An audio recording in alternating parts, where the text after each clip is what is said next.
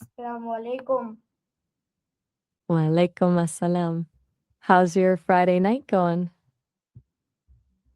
What is the basic purpose of food in human life? At its simplest, it's fuel. It gives us the energy to move and the nutrients our bodies need to repair themselves and keep everything running. But honestly, it's way more than just biology. It's how we connect with other people and express our culture. Do you see it more as a necessity or as something more meaningful? How did food become part of human culture? For a long time, it was mostly about the domestic role. Since women were traditionally tasked with managing the home and caring for the family, the kitchen became their primary domain. They weren't just cooking, they were the keepers of family recipes and the ones ensuring the household's survival. But it's also interesting how that shifted from a chore into a form of power and art, like how women used food to build community and pass down heritage when they didn't have a voice in other parts of society. Do you think that connection is still as strong today, or has that dynamic changed? Where do different countries have infused business?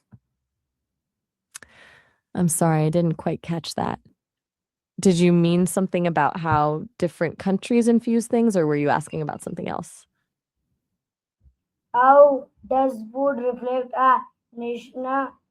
It's kind of like an edible history book. You can taste the geography, like how coastal nations lean on seafood and the history, like how trade routes brought spices from one side of the world to the other.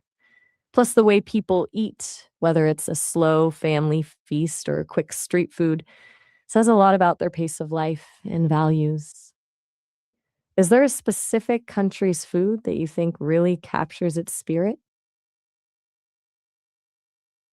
What role does food play in family tradition? It's usually the anchor. Certain dishes act like a trigger for memory. One smell can take you right back to being a kid. It's less about the actual meal and more about the ritual of gathering and the stories that get told while you're eating. It creates this shared identity that keeps people connected even as they grow apart. Does your family have a specific dish that always brings everyone together? Where is sharing food important in many cultures? Pretty much everywhere, but it's especially huge in Mediterranean, Middle Eastern, and Asian cultures. The idea of communal dining, where everyone eats from the same large platter, is a way of saying we're equals and we're taking care of each other. It turns a basic need into a social bond. Have you ever experienced that kind of communal eating? How has food changed throughout history? I'm assuming you mean how food has changed throughout history? It's been a wild ride. We went from just hunting and gathering whatever we could find to the agricultural revolution, where we actually started controlling what we grew. Then you had the age of discovery, which basically swapped ingredients across the globe. Like, imagine Italy before tomatoes or Ireland before potatoes. Now we've moved into this era of industrialization and fast food, where convenience is king, but we're starting to crave that organic, slow food connection again. Do you think we've lost something important by making food so convenient? What are some foods considered cultural symbols? Oh, okay. Cultural symbols are basically a shorthand for a group's identity. It could be something obvious like a flag or a religious icon, but it's often the subtler things like a specific way of dressing, a traditional greeting, or even a certain food that represents home. They're powerful because they communicate a whole set of values or a shared history without needing a single word. Do you feel like there's a particular symbol that really defines who you are or where you come from? How does climate affect the food people eat? It's basically the blueprint. If you live in a cold climate, you're going to rely on things that can be preserved or stored for winter, like root vegetables or fermented foods. In tropical areas, you've got fresh fruits and grains like rice that thrive in heat and humidity. It dictates not just what's available, but how people cook, like using heavy stews for warmth in the north versus light, fresh flavors in the heat. Do you think the way we eat now is still tied to where we live, or has global trade kind of erased that? Where do you feel emotionally connected to certain foods? Actually, I just realized I'm doing a lot of the talking here. I'm curious, since you've asked a few things about this, are you researching something specific or just thinking through how the world fits together? How has globalization influenced traditional food? It's a double edged sword, really. On one hand, it's essential for survival because it allows traditional ingredients to reach people who've moved away from home, keeping those ta-da, keeping those connections. It also introduces the world to amazing cuisines that might have stayed hidden otherwise. But the flip side is that it can dilute things. You get fusion versions of traditional dishes that are designed for a global palate. And sometimes the original soul of the recipe gets lost in translation. Do you think globalization helps preserve traditions or does it eventually wash them away? What is the difference between food and cuisine? I'm not actually sure what K sign refers to in this context. Could you tell me a bit more about it or maybe try saying it a different way? Where festivals often connected with special foods? You're talking about food festivals? Yeah, those are huge. The difference is that while food is just the fuel or the meal, these festivals turn it into a celebration. The food becomes a symbol for the occasion, like how certain sweets are only made for specific holidays. It turns eating into a shared event rather than just a daily habit. Do you have a favorite festival where the food is the best part? How does religion influence eating habits? It's a massive influence. For some, it's about what you can eat, like avoiding pork or beef, which creates a clear boundary and a sense of discipline. For others, it's about the timing, like fasting during Ramadan or Lent, which turns eating into a conscious choice rather than just a habit. It basically turns the act of eating into a spiritual practice or way of showing devotion. What, Do you feel like those kinds of guidelines? Loaf? I was just asking if you think those kinds of religious guidelines make the food feel more special or meaningful when you finally do eat it? what role does street food play in culture? That's an interesting way to put it. Red is such a powerful color, it usually signals intensity. In many cultures, red foods are linked to celebration, luck, or passion. Think of red envelopes and red colored foods in Chinese New Year, or the way red berries and fruits are often used in festive desserts. It's a color that grabs your attention and usually suggests something vibrant or high energy. Do you associate red foods with any specific feeling or memory? How has social media changed food culture? Yeah, I'm not entirely sure I follow. Are you asking how the key to someone's heart or their emotional connection changes through food culture? Like how sharing a meal can change how you feel about someone?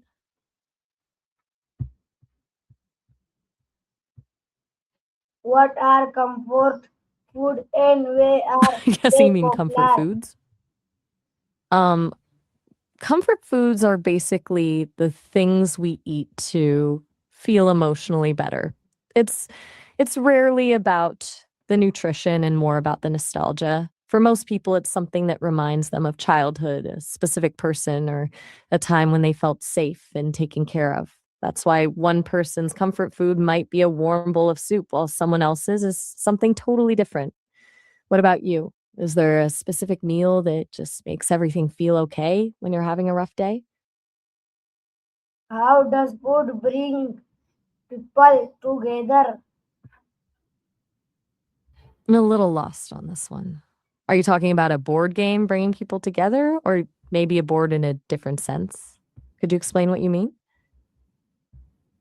What are some famous cultural dishes around the world? Let me check on that. Where These is, are actually called cult. I'm listening. What's up? where is traditional cooking important? Let me see. It's really vital in places where food is the heart of the identity, like in Italy with their handmade pasta, or Thailand where they still make curry pastes from scratch to get that perfect balance of flavors. It's also a huge deal in countries like India, Mexico, Japan, and Ethiopia. In those places, the traditional way of cooking isn't just about the taste, it's how they keep their history and heritage alive. Do you think those traditional methods are still possible with how fast life moves now?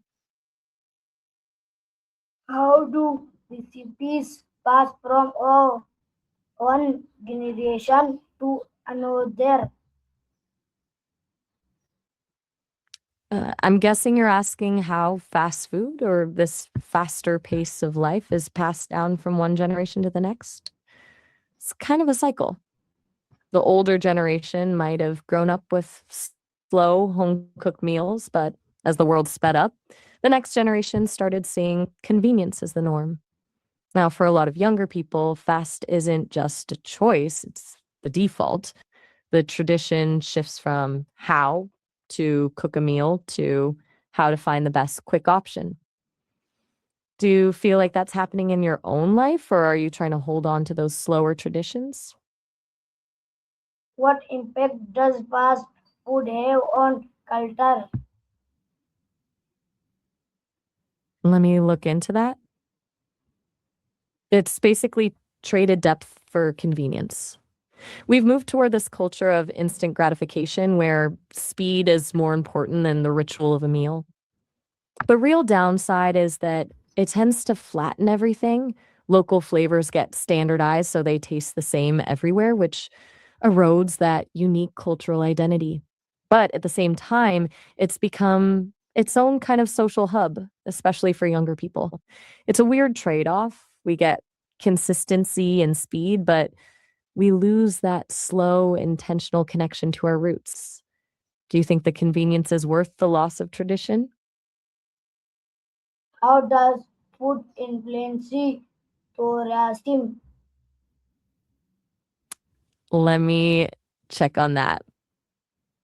Since the thoracic cavity houses your heart and lungs, food affects it mainly through inflammation and organ health. A diet full of fruits, veggies, and omega 3s helps keep your respiratory system clear and your heart functioning well. On the flip side, things like processed meats and high sugar can trigger inflammation, which can actually make things like asthma or heart issues worse. It even ties into things like acid reflux, which happens right where the digestive system meets the thoracic area. Since you're a physical therapist, I'm guessing you're thinking about this from a more anatomical or rehabilitative angle? Or are you just curious about the internal connection? Where do people calibrate with food? Let me look into that. That's an interesting word choice. Calibrating with food usually comes up in two very different ways. In a literal sense, it's about food safety, like when chefs calibrate their thermometers in ice water to make sure they're getting the right temperature. But if you mean it more philosophically, it's about rebalancing your habits. Some people use a calibration approach to move away from processed stuff and get back in sync with nutrient dense whole foods to improve their long term health. Which one were you thinking of? Or were you using calibrate in a different way, like how people adjust their mood or energy with what they eat? How does food represent social status in some societies? Let me check on that. It sounds like you're asking about how the sugar in teas affects your mood or blood sugar. When you have those super sugary teas, it causes a rapid spike in your blood glucose, which is usually followed by a crash.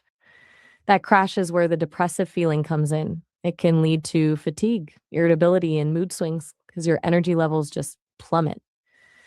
Interestingly, if the tea is unsweetened, like a plain green tea, it can actually help stabilize blood sugar when you eat starchy foods. But once you add the sugar, you lose that benefit and get the roller coaster effect instead. Do you notice your mood shifting after you have something really sweet? What are the benefits of receiving traditional foods? Let me check on that. It's really about keeping a connection to where we came from beyond just the nostalgia. Preserving traditional foods protects biodiversity and supports sustainable farming, which keeps us from relying entirely on industrial food systems. There's also a health side to it. Traditional methods like fermentation actually improve nutrition and are great for gut health. Plus, it's a way to support local communities and keep their economies going. Do you think it's possible for a culture to survive if it loses its traditional food? How has technology changed the way food is prepared? Let me look into that. It's made everything way more precise and efficient. We've gone from guessing when something is done to using sous vide machines for exact temperatures or smart ovens that you can control from your phone. AI is even starting to suggest recipes and adjust settings on the fly. And on a bigger scale, things like high pressure pasteurization have totally changed how food is stored and how long it lasts. It's amazing for consistency, but I wonder if something is lost when the feel and intuition of cooking are replaced by a digital timer. And do you prefer the precision of tech, or do you like the old school way of just knowing when the food is ready? Where do some foods become global trends? Let me look into that. It's usually a mix of social media and global movement. Things often start in a small way, maybe a local dish that gets picked up by high end chefs, and then they hit a tipping point. Nowadays, TikTok and Instagram are basically the biggest drivers. A dish can go viral in one city, and suddenly everyone in the world wants to try it. Travel and migration also play a huge role because people bring their flavors with them. And if those flavors are easy to replicate or fit into existing menus, they just explode. Do you think How, these trends actually help people appreciate different cultures, or do they just turn food into a temporary fashion statement? how do advertisements influence food choices? Let me check on that. They're honestly pretty manipulative. Advertisements don't usually sell the food itself, they sell a feeling or a lifestyle. They use bright colors, happy music, and emotional triggers to make unhealthy foods like things loaded with sugar and salt look exciting or comforting. It's especially effective with kids and teens because they're more susceptible of that kind of branding on social media and TV. It basically rewires our brains to crave the brand rather than the actual nutrition. Do you think it's even possible to make truly healthy food look as appealing as the stuff in those ads? What is the importance of species in cultural cooking? Let me check on that. I'm assuming you meant spices rather than species, because if so, they're basically the soul of a dish. They provide the flavor and aroma that make a meal instantly recognizable as belonging to a certain culture, like the turmeric in Indian food or the chilies in Mexican cooking. Historically, spices were so valuable, they actually drove global exploration and trade. Beyond the taste, they've also been used for medicine and in religious rituals, so they're deeply tied to a community's identity. Do you have a favorite spice that reminds you of home or a specific place? How does migration spread food culture? Um, mm, Let me check on that. It's basically a living exchange. When people move, they don't just bring their belongings, they bring their tastes and the techniques they learn from their families. This introduces new ingredients and flavors to a place that might have never had them before. Over time, these traditions blend with the local food, which is how you get those amazing fusion dishes. It enriches the whole food scene and turns regional specialties into global favorites. Do you think that blending of cultures makes the food better, or should traditions stay strictly original? Why are cooking traditions different across regions? I, I'm a little confused. Did you mean that cooking relationships are different across different zones or regions? Like how the way people bond over food changes depending on where they are in the world? What role do grandparents Nothing's play wrong. in preserving food traditions? Let me check on that. They're basically the keepers of the archives. Grandparents are usually the ones who hold the original recipes and the actual skills, the things you can't just find in a cookbook, like knowing exactly when a dough feels right. But more than the cooking, they share the stories and values that go with the food, which turns a simple meal into a lesson about where the family comes from. It's that bridge between the past and the future. Did you learn any specific recipes or cooking tricks from your grandparents? How does food connect people to their heritage? Let me check on that. I'm guessing you meant heritage rather than irritate. Food is probably the strongest physical link we have to our roots. It's not just about the taste, it's that a certain dish can act like a time machine, bringing back memories of childhood or ancestors you might have never even met. When you cook a recipe that's been in your family for generations, you're basically practicing a piece of living history. It gives people a sense of belonging and identity, especially when they're far from home. Does that resonate with you? Do you have a dish that makes you feel connected to your history? Where is homemade food special for many people?